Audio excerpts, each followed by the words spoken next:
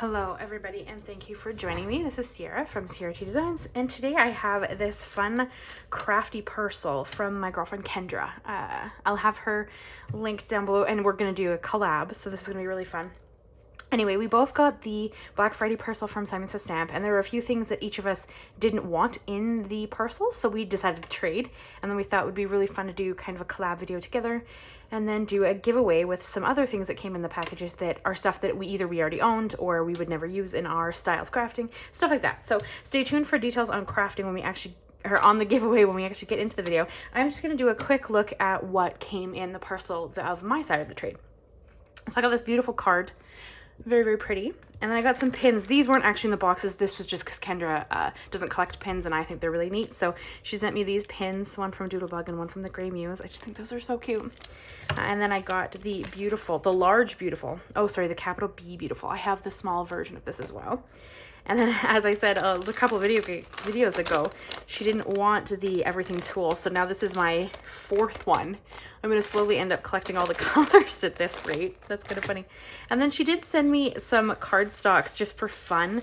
We were talking about having a bit of a hard time getting some of the Yupos when I was looking for them. So she sent me some glossy cardstock, some black alcohol ink cardstock, and a piece of Yupo just for me to play with. So that was super sweet of her. And then I love background stamps, so I traded for all of her background stamps. So I got this really cool one of the sun. This is Shine On. I just thought that was so pretty. And then I got the cable knit one, I think. This is Chunky Sweater background. I just thought this would be a really cool textural background. And tulip background. So obviously that's a bunch of tulips. And then this was the Stamptember collab she got in her box, which was the Greeting Farm collab, which I thought was super adorable. She doesn't really like the people, so I thought I would happily take it, and she got mine from my box. And then I got this really cute little stencil. It's like a butterfly. It's a heart with butterflies. Thought that was really pretty. Butterfly Love, that's called. And then she sent me some Basil cardstock, which I just think is neat. She's always so funny because she sends me cardstock, and I'm always like, I don't know what to do with it. But yeah, so she did send me an array of cardstocks as well. So that's super cool. So that is what I got in my crafty parcel. So let's jump into making something. All right, guys, so we're going to jump right in. So I did decide to use the Stamptember collab. So it is from the Greeting Farm, and obviously you can't buy this stamp set now, but I will link and list a stamp set that I think is very similar and very adorable that you could pick up if you were interested in recreating this card with that kind of a character. So I'm going to stamp them out on some Express It cardstock. I just have a chunk here. This is actually funny because Cassie Trask actually sent me this chunk of cardstock so I could try it out in my Christmas card, which was super sweet of her. I have a lot of really cool crafty friends who are sending me these cardstocks that I haven't tried, which is so much fun. So I am going to stamp it out in my Memento Tuxedo Black ink, which is Copic Safe. And this cardstock is Copic Safe cardstock. So we are going to do some Copic coloring. Now I have this sped way, way up, just because it would be a long video if I actually made you watch me color everything. So we're going to basically go through the Copic coloring and kind of quickly, and I'll break down kind of what I'm doing and then what colors I used. So for this I have N1, N3, and N5, which are the neutral grays, and I'm going to kind of color the I don't know, it would be like the hood piece on both of their little hats. I just think that was really cute.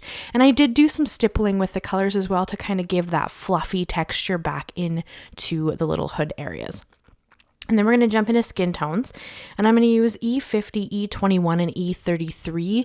That's just kind of my preferred skin tone blend, just because I have a tendency to draw or to color my characters with a very light skin tone. As you guys can tell from me, I'm very light skin toned, so I tend towards that, and I'm going to color both characters with the exact same sets of colors. You could, of course, adapt this to be any color set that you prefer. This is just kind of what I tend to color. I kind of imagined that this would be me and my husband because it was just so cute. And then I did use R20 on the cheeks for a little bit of a rosy cheek look. And then we're going to go into a different set of grays. This is C5, C7, and C9. Now this is what I generally like to use when I want a very dark color, but I don't want a very flat black, if that makes sense. You could of course bring in black, which is kind of what I'm imitating, but I didn't want it to be flat. So black would of course be the one shade, the one tone. And so I bring in these 3 tones to kind of give you some variation in the color. And then for the hair, I'm going to use E25, E29, and E79. And you can see that I did leave a lighter area in the center there. That's just going to be a highlight on the hair. I do try to give a pretty drastic highlight on hair. I just think that it gives it more dimension and more depth when you do that. So of course that's again a personal preference. You do whatever color of hair you like. Again, I'm a brunette, my husband's a brunette, so that's why I generally choose those colors. But that, and then I'm going to jump right into the clothing. So for the little girl's clothing, I chose to use RV23, RV06, and RV17. This is mostly just because I really wanted a pink and teal color scheme. This is going to be the only real color on the card. You would have seen from the thumbnail there that this is kind of the only bright colors on the card. So I chose these 3 colors for the little girl's kind of shirt, and then the little skirt I'm going to just do in a gray tone, so that the only color really is on the clothing, and that this kind of creates this really bright pop of color in their clothes. So that's kind of what I was thinking when I chose these colors. And I do tend to go lightest to darkest and then back to my lightest color. I find that it gives me the most control over where I put my shadows. So that's kind of the only reason I do it. More experienced Copic colorists I've seen can do their darkest tones first. I'm not there yet, maybe one day, but I just kind of do it this way. And then for the teal colors, I used BG23, BG45, and BG49, sorry. And again, I work through them lightest to darkest and then back through to the darkest. So as I mentioned to you guys when I was opening up my crafty parcel, this is going to be a giveaway. So I will have a video of what I'm giving away at the end, and then I'll give you some more details to what the giveaway entails as well. And then I'm just coming back in with a few of the colors we've already used to add some more color in. I had decided at this point I didn't want any more color, so I just brought in the same sets of grays and kind of outlined different areas. Like I did his slacks in the light gray from his hat, and then I'm going to do his scarf in the dark grays from his shoes. And then with the little girl, I did her dress and kind of the shirt under that bright pink shirt in the light grays. And this was just because I didn't want to introduce any new colors. So I am going to bring in here, so you can see I brought in the dark grays that I used on his shoes, and I'm going to do his scarf in that same darker gray palette. And just because I like gray, I think that gray is a really good accent color when you bring in colors, if that makes sense. I know gray is not quite a color, it's a shade, but when you already have something super bright on the card, which I do with their green and pink, or teal and pink, I really wanted the grays to kind of shine through and just really accent those colors. And I did do her little purse in that green combo or gray teal combo as well. And then I brought in my white jelly pen just to add some extra highlights here and there. Honestly, it's kind of a like I just guess where I want them. There's no real rhyme or reason as to where specifically I put the highlights. I just kind of play with it until I like it. And I did also dot some onto the hats to again give a highlight to that fluffiness of that hat. I think that it turned out pretty good. And then I'm going to do the background. So I took that chunky sweater background and I'm going to stamp it down just on a piece of cardstock here, and we're going to cut a circle out of it. It's going to act as the background and the anchor to my little people. I didn't do much else in this card. I really wanted the people to be front and center with those bright colors. I really wanted them to draw your eye. So I didn't add too much else to the card. And originally, I actually stamped the background out in gray, but I didn't like it. So I decided to do gold instead, just because I love gold. I think it's really eye-catching. So I heat embossed the chunky sweater, and I'm just going to melt until it's smooth and melted. And then we're going to bring in my nested circle dies and cut a circle out so that it can ground my characters when they're standing on the card. I just think it's an easier way to create a ground for them. You could, of course, there are many ways you could do that, but this is just kind of what I chose to do with it.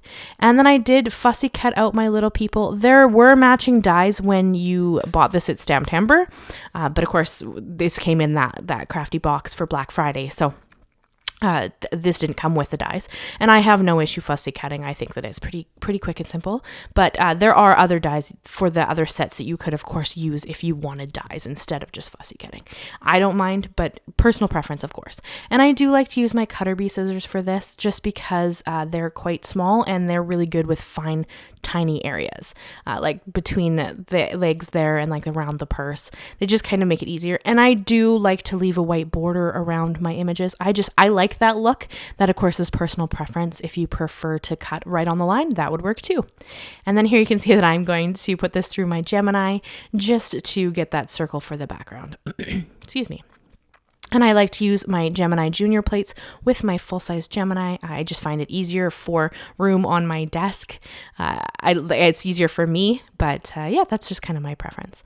And I do also have the Magic Mat from scrapbook.com, which I have been really enjoying. So I've been using it quite a bit. And then I'm just going to use some liquid glue to adhere down my circle to the center, kind of the upper third of my card base there. And I am also going to flat adhere down my little gentleman with the glue. And then I'm going to bring in some thin 3D foam squares to prop up my little lady. I think that a little bit of dimension really added something here.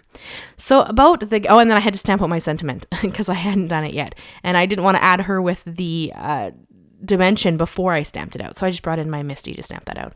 And it's a sentiment from the stamp set as well. So as for the giveaway, I'm going to show you a video of everything that's in my giveaway. And of course, Kendra will have everything in her giveaway as well. And the link to her video will be the first link on the description at the bottom there. You can go and check her out. Make sure you watch both videos. And so for the giveaway to enter, you do need to be in Canada or the US. I'm so sorry to my international viewers. It's just really difficult with shipping and the prices and the time frames and everything to get a package there in a timely fashion. So we are going to have it open just to Canadian and American subscribers. You do need to be subscribed. Ideally, you leave us a like and leave us a comment. The comment is because that's how you're going to enter. And the giveaway will be open from today, Saturday to the 29th at 7 a.m. PST. And it will close within 48 hours, Monday, the 31st of January, 2022 at 7 a.m. PST, which is 10 a.m. EST. Depending on what area you live in. So I'm going to give you a quick flip through of what I have in my giveaway parcel. There's this new and gently used stamps and stencil. There's like some butterfly things. Like it's just kind of a cool little crafty parcel.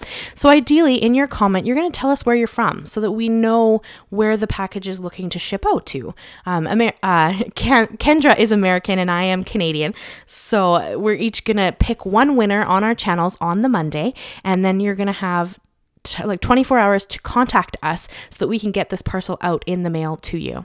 So thank you so much, guys, for watching. Leave us a like, leave us a comment to enter that giveaway, and make sure you check out Kendra's video. And I will see you guys again very soon. Bye-bye for now.